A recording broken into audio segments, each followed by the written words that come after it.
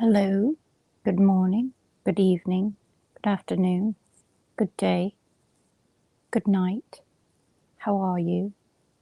Hello, this is JC from the Do Good Letters, and I am about to read Chapter 11 of Nathaniel Hawthorne's classic novel, The House of the Seven Gables. You may ask, JC, how long have you been British? And I'd say, never.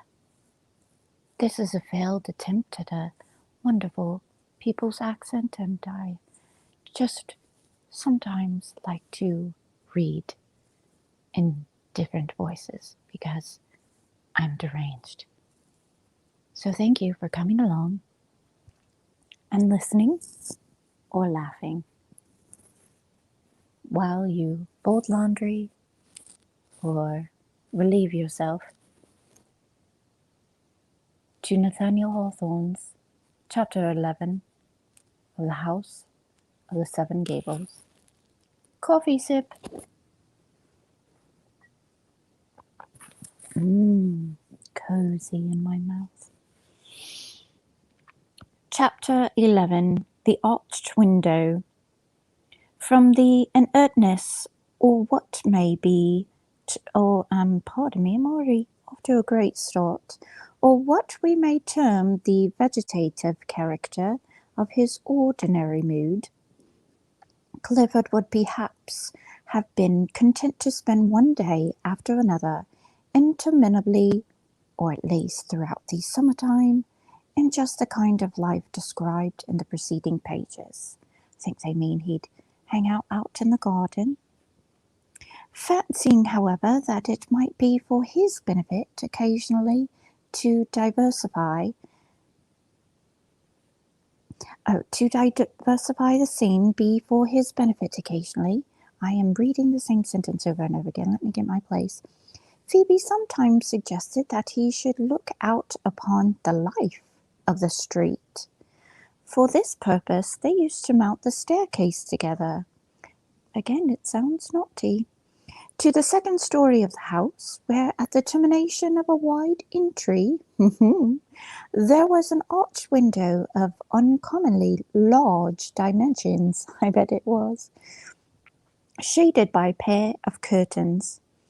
It opened above the porch, where there had formerly been a balcony, the balustrade of which had long since gone to decay and been removed.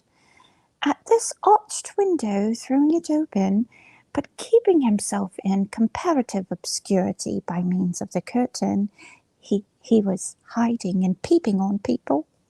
Clifford had an opportunity of witnessing such a portion of the great world's movement as might be supposed to roll through one of the retired streets of a not very populous city. But he and Phoebe made a sight as well worth seeing as any that the city could exhibit. The pale grey, childish, aged melancholy, yet often simply cheerful, and sometimes delicately intelligent aspect of Clifford, peering from behind the faded crimson of the curtain, watching the monotony of everyday occurrences with a kind of inconsequential interest and earnestness, and at every petty throb. Okay, they are just trolling me with these words, aren't they? And at every petty throb of his sensibility turning for sympathy to the eyes of the bright young girl.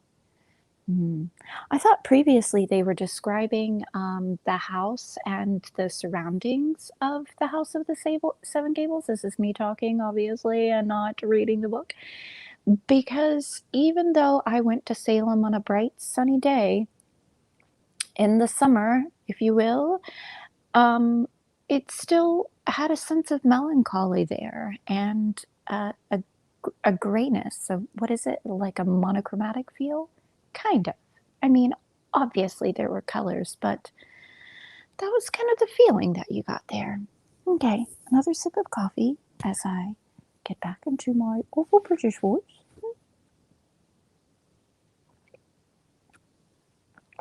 Here we go. If once he were fairly seated at the window, even Pension Street would hardly be so dull and lonely but that. Somewhere or other along its extent, Clifford might discover matter to occupy his eye and titillate, if not engross, his observation.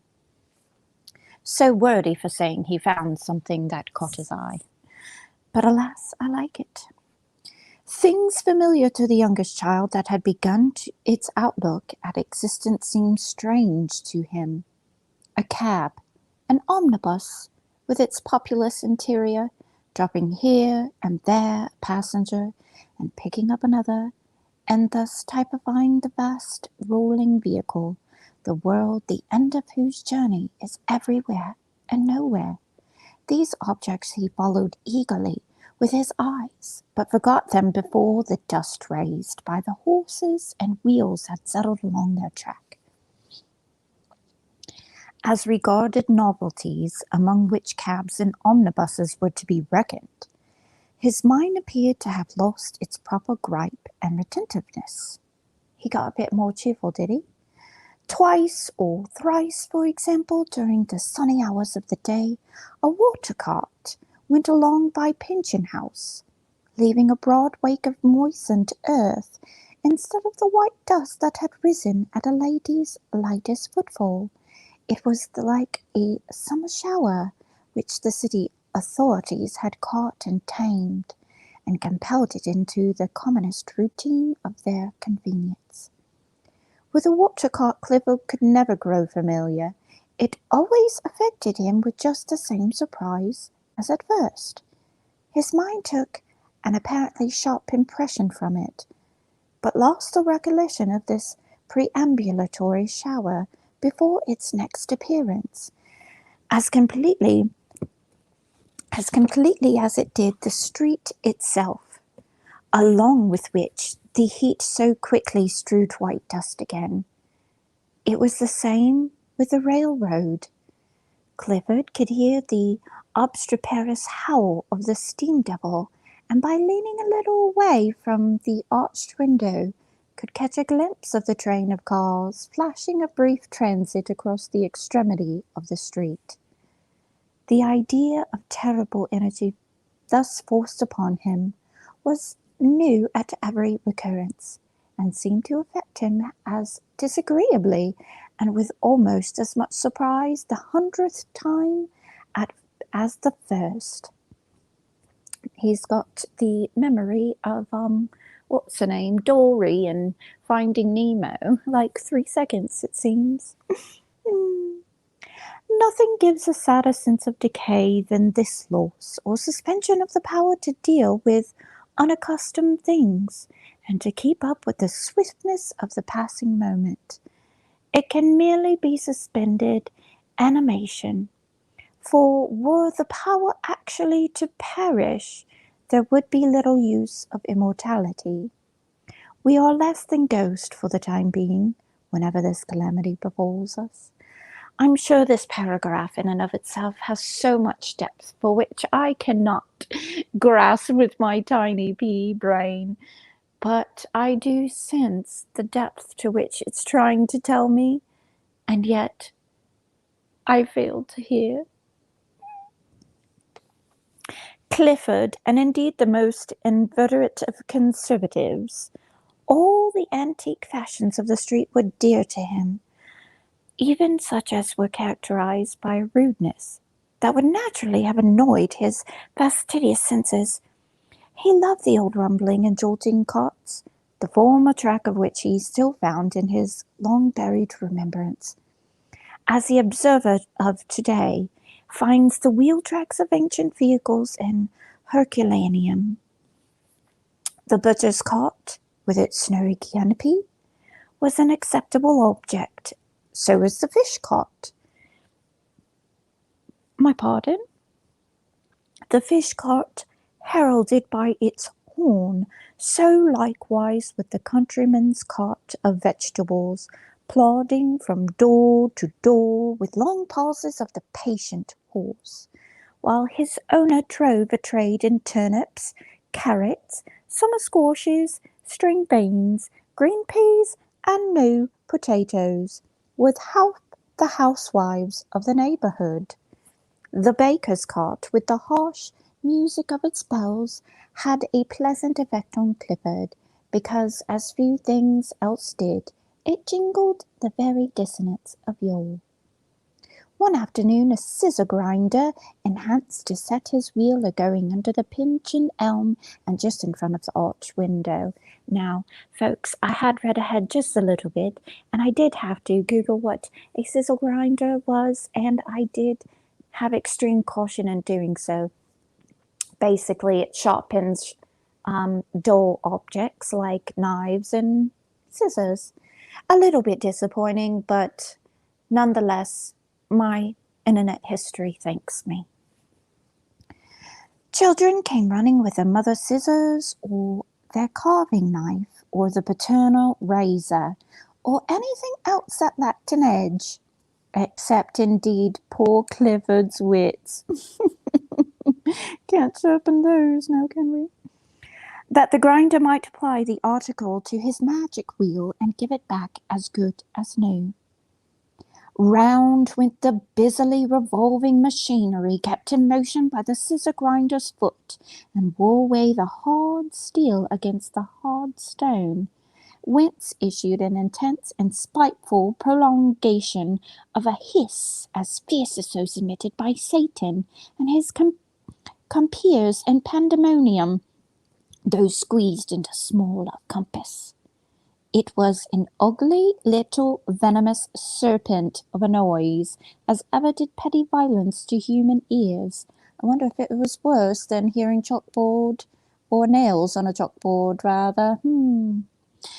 The sound, however disagreeable, had very brisk life in it, and together with a circle of curious children, watching the revolutions of the wheel, appeared to give him a more vivid sense of active, bustling, and sunshiny existence than he had attained in almost any other way.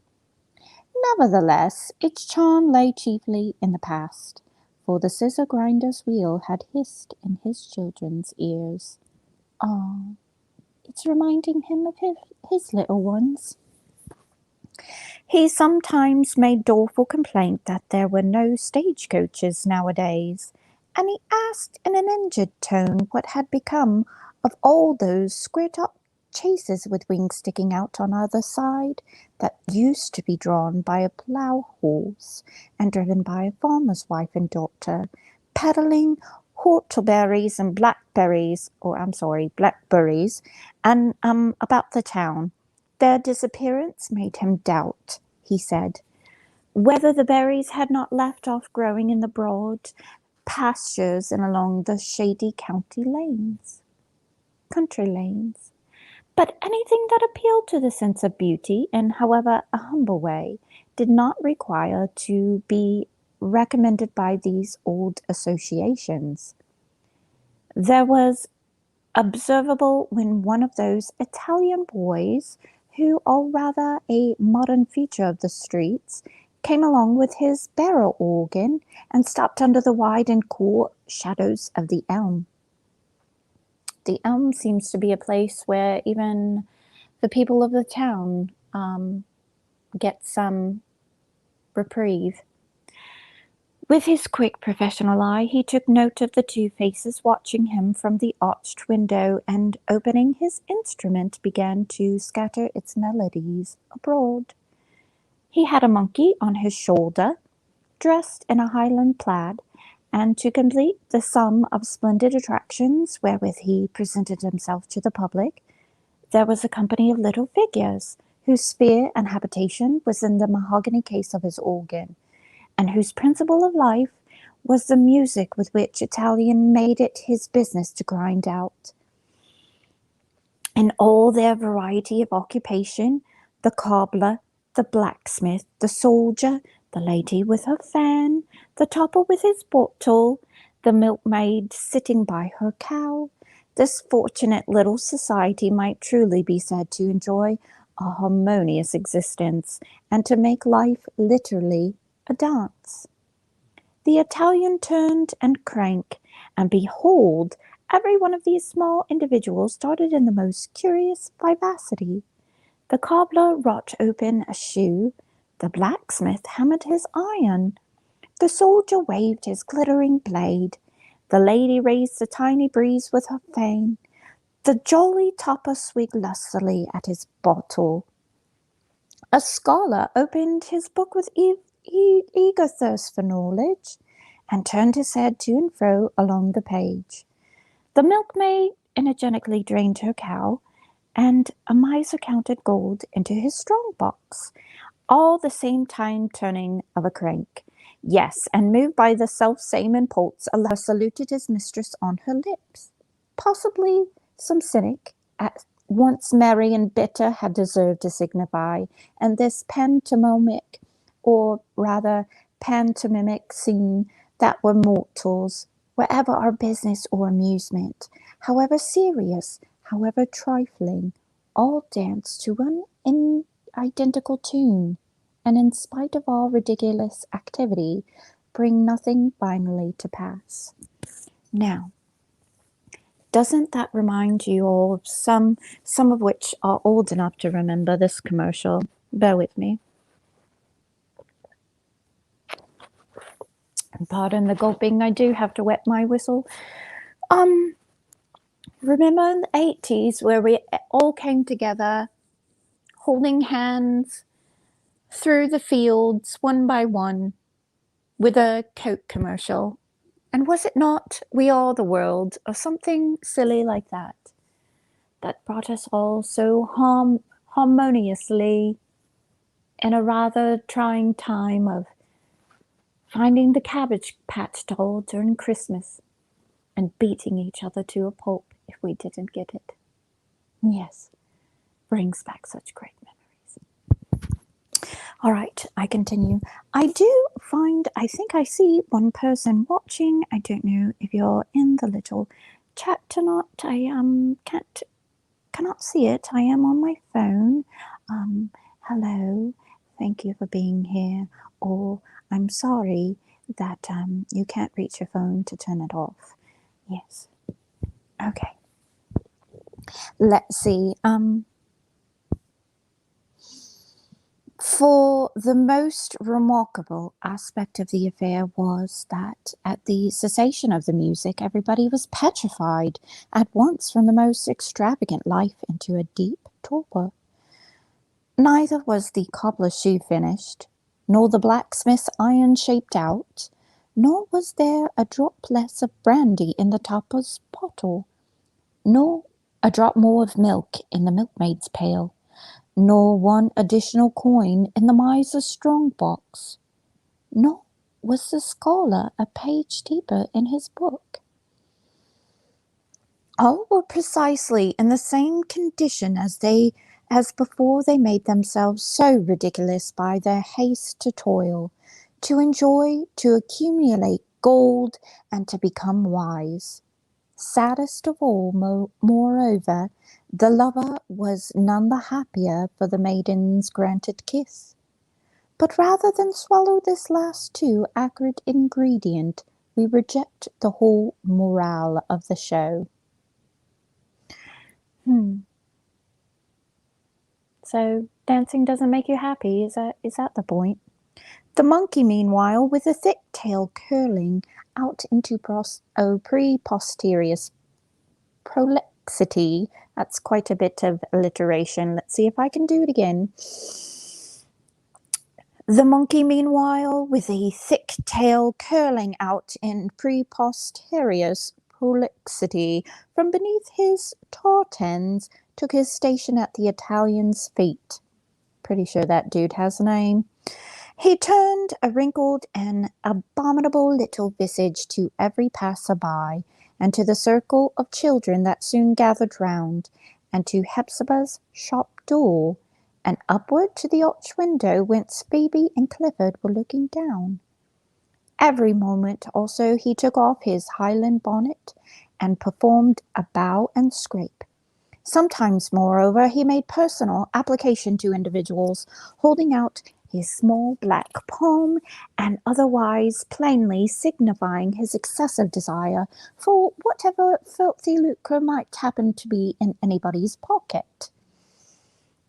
The mean and low, yet strange man-like expression of his wilted countenance, the prying at crafty glance, that showed him ready to gripe at every miserable advantage, his enormous tail, too enormous to be decently concealed under his gabardine, and the deviltry of nature which it betokened.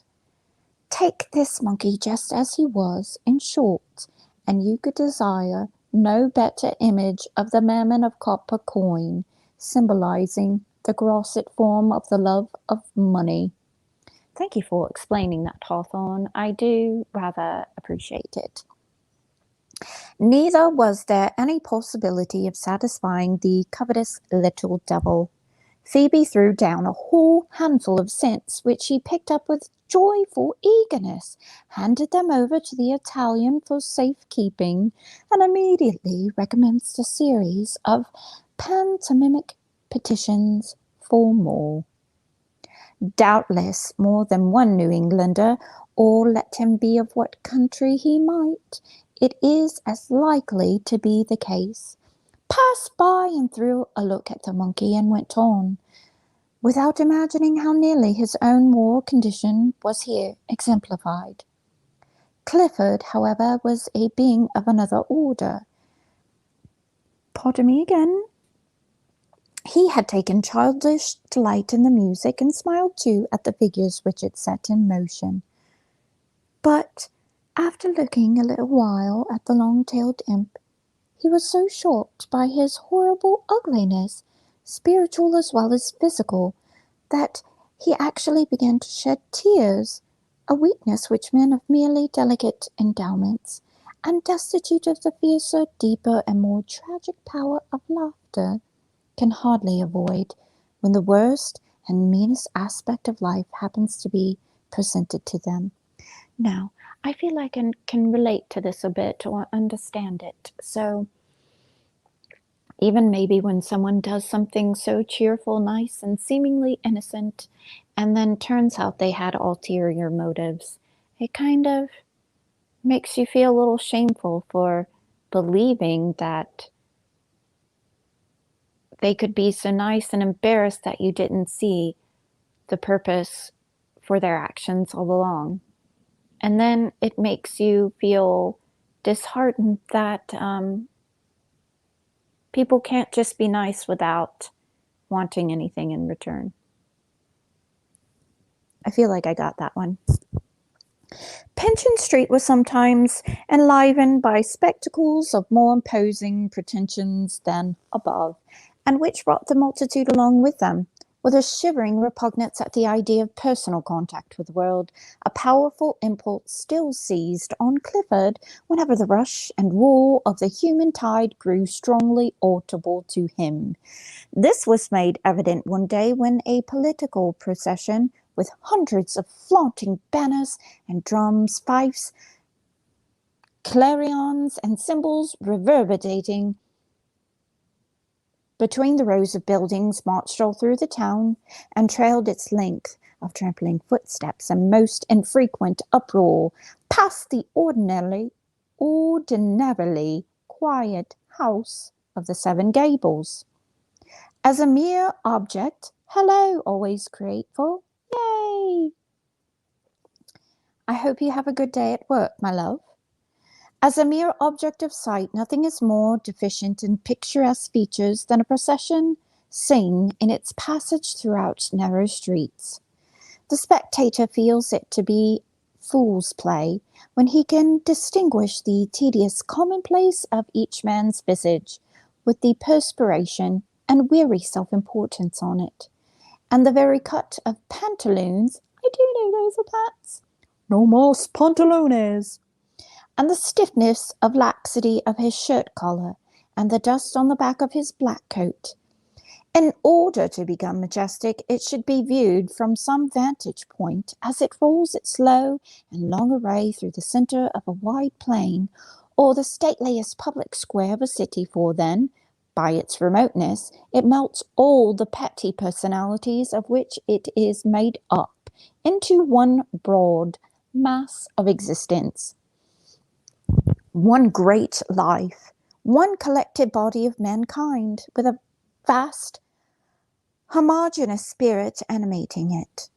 But, on the other hand, if an impressible person standing alone over the brink of one of these processions should behold it, not in its atoms, but in its aggregate, as a mighty river of life, massive in its tide, and black with mystery, and out of its depths calling to the kindred depths within him,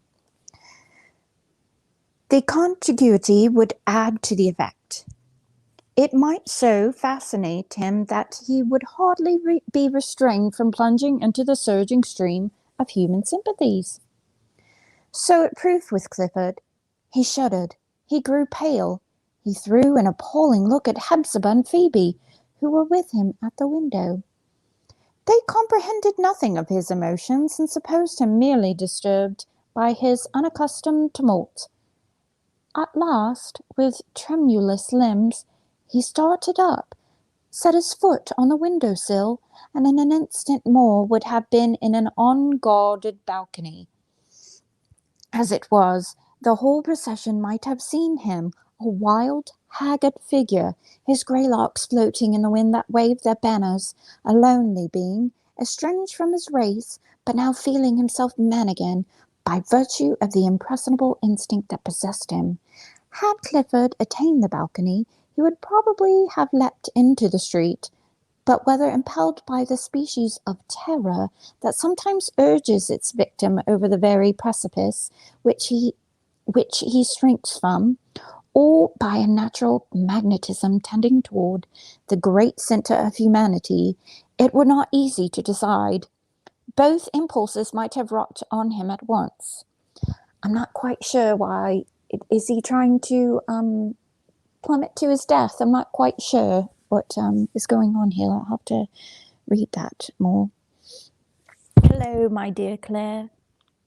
Welcome. I feel like when I'm speaking in this voice, I should say, hello, my dear Clarice. But I won't, because that is rather frightful. Coffee sip.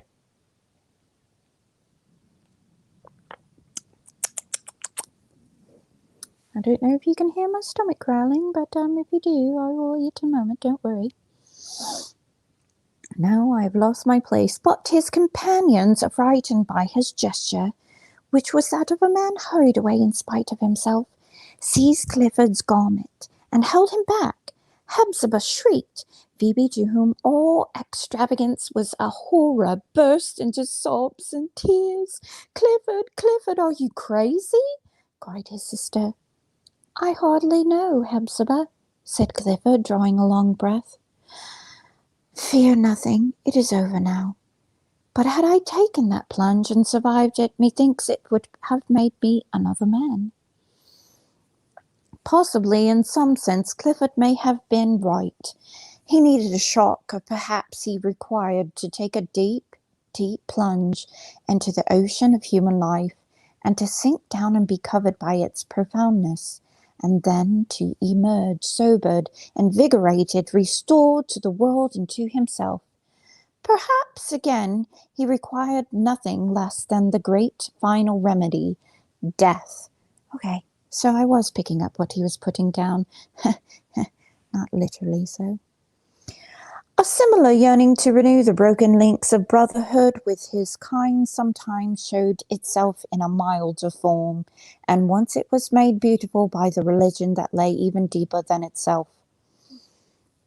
In the incident now to be sketched, there was a touching recognition on Clifford's part of God's care and love towards him, towards this poor, forsaken man who, if any mortal could, might have pardoned for regarding himself as thrown aside, forgotten, and left to be the sport of some fiend whose playfulness was an ecstasy of mischief.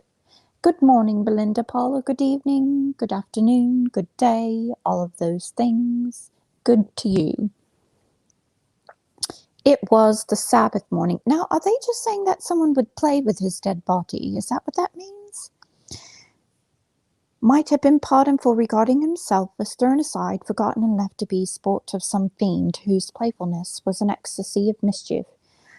I'm sure it's probably not as literal as I'm making it out to be, but then again, it did say he was trying to jump out the window, so I did pick up on that. It was the Sabbath morning, one of those bright, calm Sabbaths with its own hallowed atmosphere, when heaven seems to diffuse itself over the earth's face in a solemn smile, no less sweet than solemn.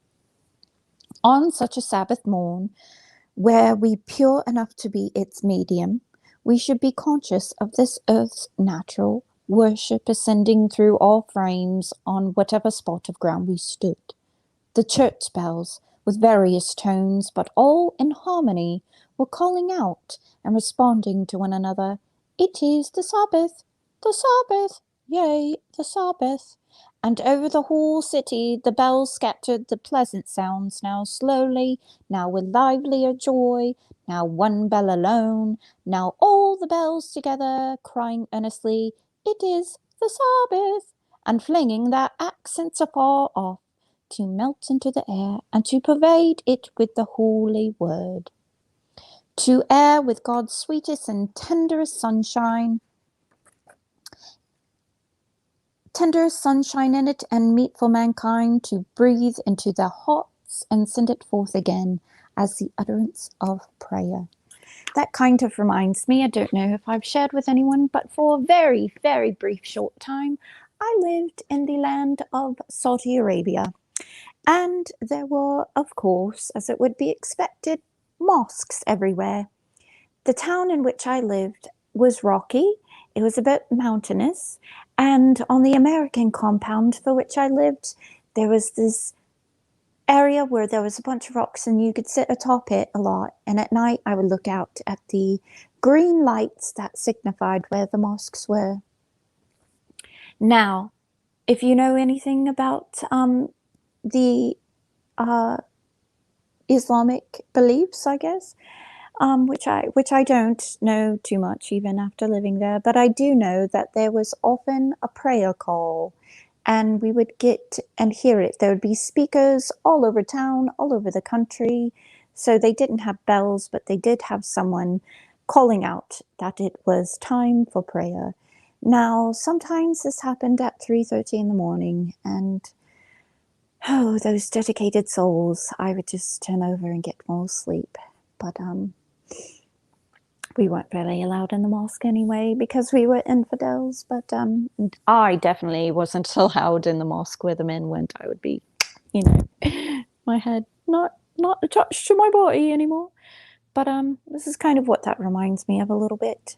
That call, I can hear it. And everything shuts down when it's prayer time. So even if you're out and about during the day, whenever it's prayer time and your car runs on empty from petrol, you're kind of shit out of luck until prayer time is over and everything opens back up. It's a little family joke we've got. You can't get gas, it's prayer time. Okay. Carrying on. Oh, I'm going to outstretch my legs because I do believe they're tingling falling asleep. It kind of hurts. All right. Let's see again.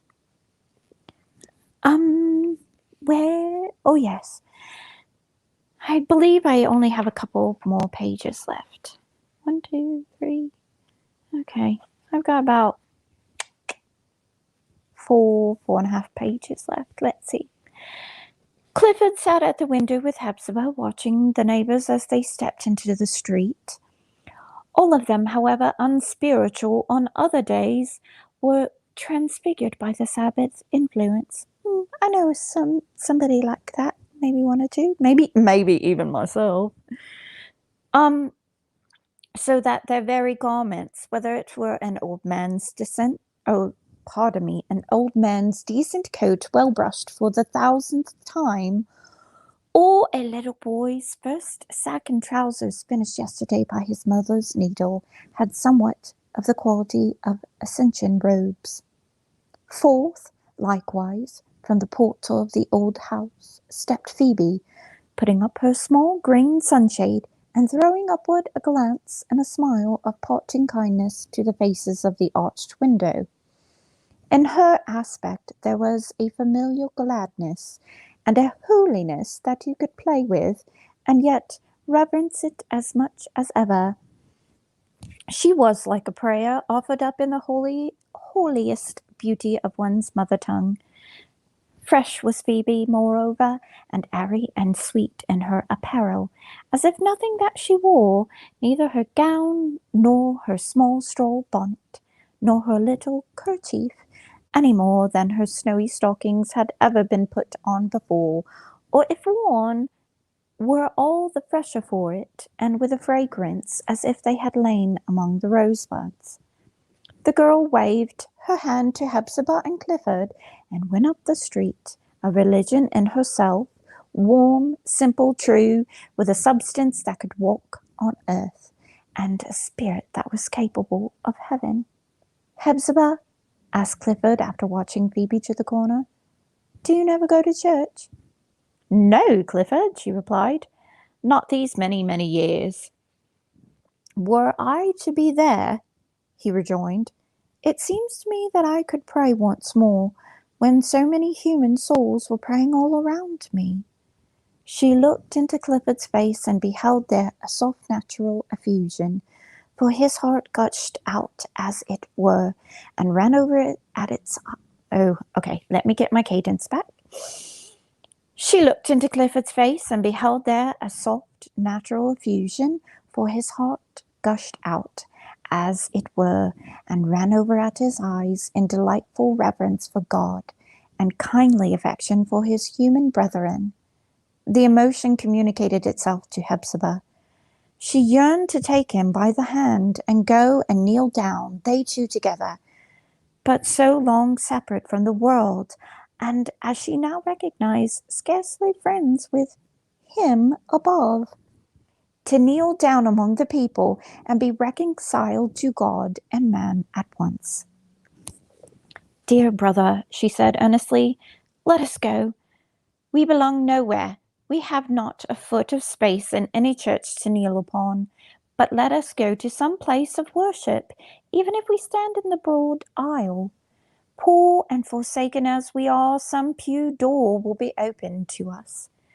So Hepzibah and her brother made themselves ready as they could, in the best of their old-fashioned garments, which had hung on pegs or been laid away in trunks, so long that the dampness and the mouldy smell of the past was on them, made themselves ready in the faded bettermost to go to church. They descended the staircase together, gaunt, sallow Hepzibah and pale, emancipated, age-stricken Clifford. They pulled open the front door and stepped across the threshold, and felt, both of them, as if they were standing in the presence of the whole world, and with mankind's great and terrible eye on them alone. The eye of their Father seemed to be withdrawn, and gave them no encouragement. The warm, sunny air of the street made them shiver. Their hearts quaked within them at the idea of taking one step further. "It cannot be, Hepzibah, it is too late," said Clifford with deep sadness. "We are ghosts. We have no right among human beings, no right anywhere but in this old house, which has a curse on it, and which therefore we are doomed to haunt. And besides," he continued, with a fastidious sensibility, that's a difficult word to say, inalienably characteristic of the man, "it would not be fit nor beautiful to go. It is an ugly thought that I should be frightful to my fellow beings, and that children would cling to their mother gowns at sight of me." They shrank back into the dusky passageway and closed the door. But going up the staircase again, they found the whole interior of the house tenfold more dismal, the air closer and heavier, for the glimpse of the breath of freedom which they had just snatched. They could not flee. Their jailer had but left the door ajar in mockery, and stood behind it to watch them stealing out. At the threshold they felt his pitiless gripe upon them, for what other dungeon is so dark as one's own heart? What jailer so inexorable as oneself? Very true. But it would be no fair picture of Clifford's state of mind were we to represent as continuously pardon me, hold on, let me get another sip of coffee. Oh, Belinda says, oh, I went to Istanbul once, and it was the same with all the calls to prayer surrounding on the speakers everywhere. Beautiful here, the mosque too, stunning. Yes, it was very cool. I'm glad that you shared that experience. It's not often that I meet someone, especially not of Middle Eastern descent, that has been in a country such as one of those. I'm like trying to get out of character and speak normally. My husband has been to Iraq, but that was during wartime, and although he saw those things, it was a little bit different experience. One moment, please.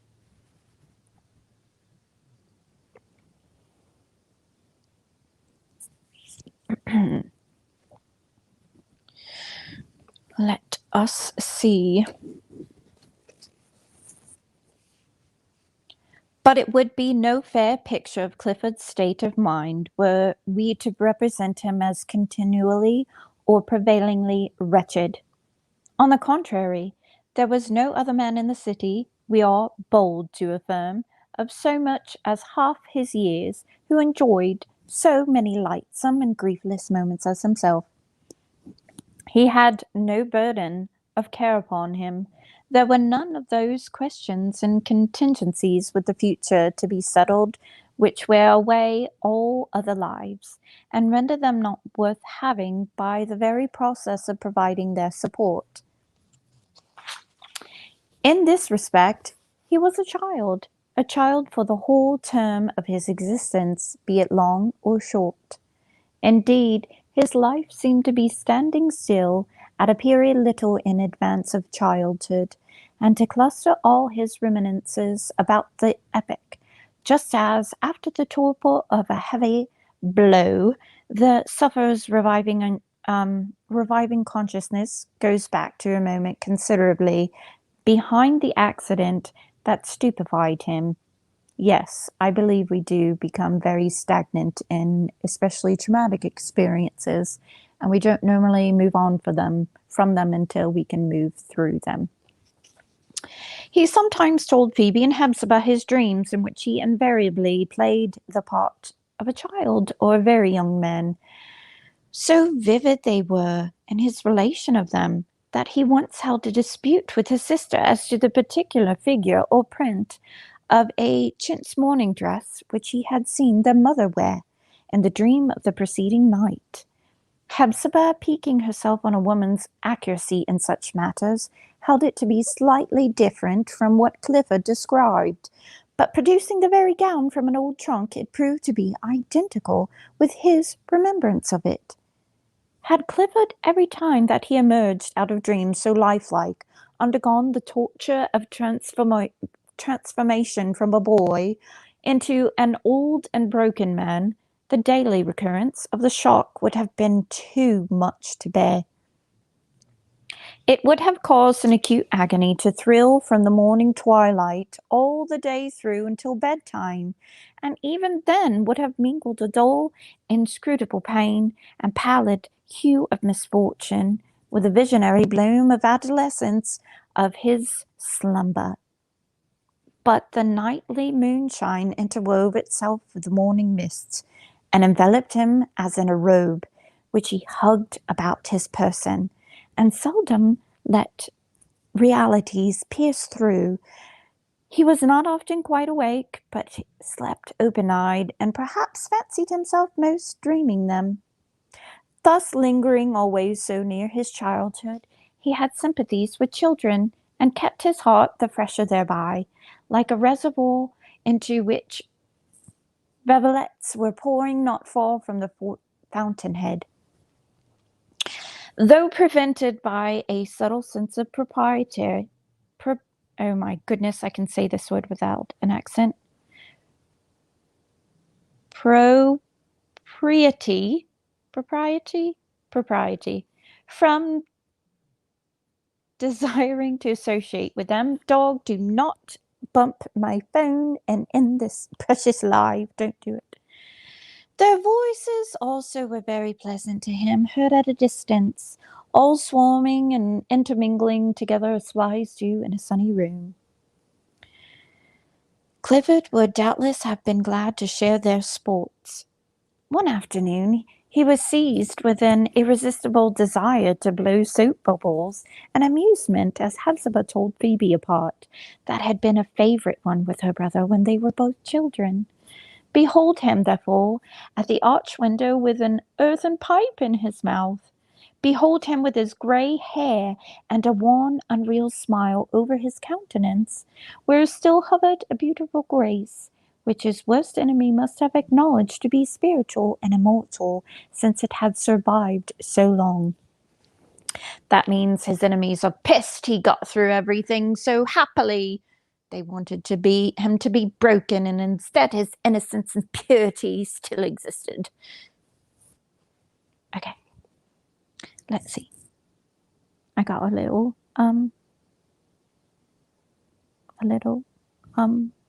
yeah, that. Behold him scattering airy spears abroad from the window into the street.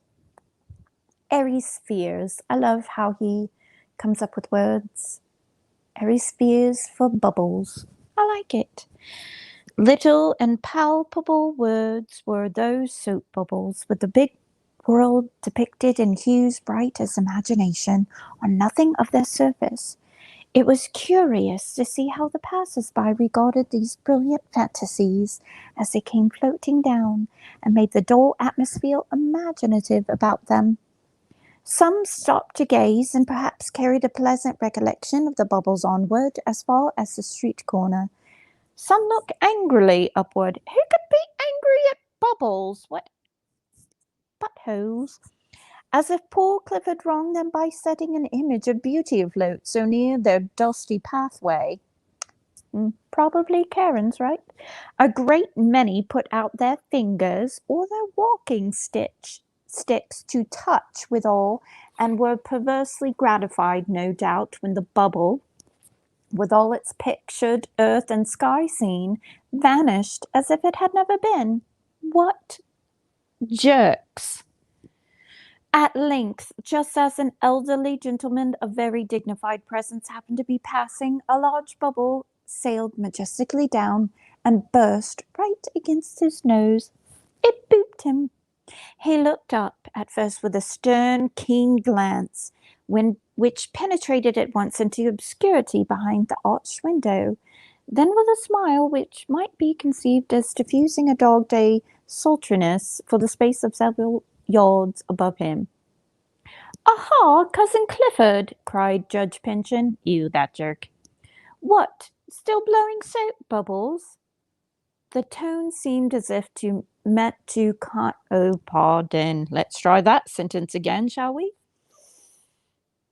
The tone seemed as if meant to be kind and soothing, but yet had a bitterness of sarcasm in it. Yes, we shall only use our sarcasm for good, not evil.